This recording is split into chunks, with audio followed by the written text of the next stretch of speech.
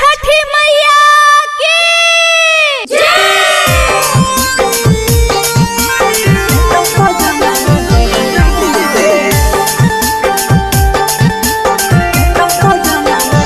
Mix by Varsha recording studio Delhi.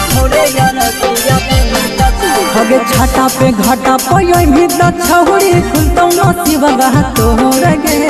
छाता पे घाटा पयोई भी दछौड़ी खुलतौ नसीब बहतो रगे के भोले और गिया ते भी दछौड़ी भी तो सजना मगो रगे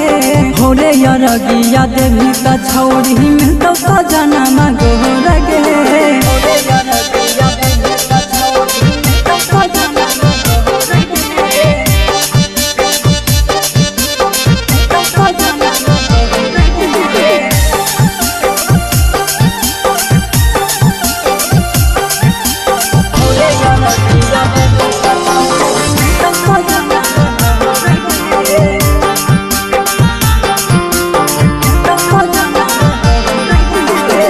खहरना के दिना मछौड़ी भीरा बहुत हजार गे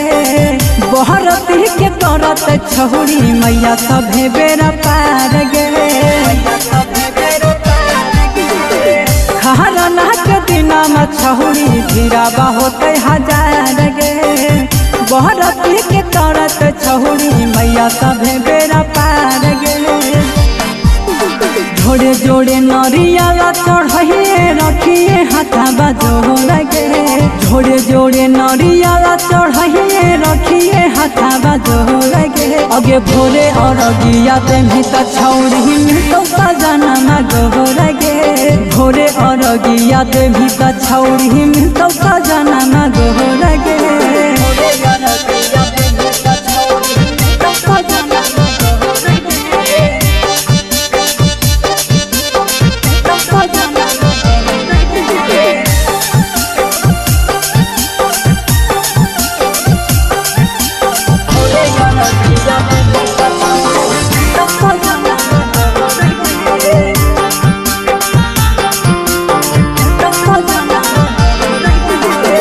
गोहलुआ सजनम कहपिल ऐते घाटे भोरे भोर गे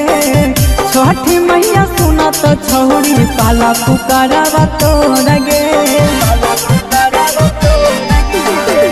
गोहलुआ सजनम कहपिल ऐते घाटे भोरे भोर गे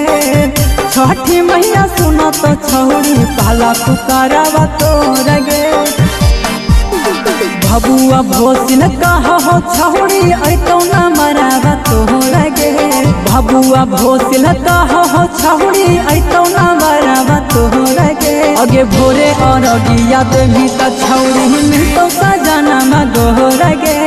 भोरे और गिया ते भी त छौड़ी मिलतौ सजना मगोर गे mix by Varsha recording studio Delhi.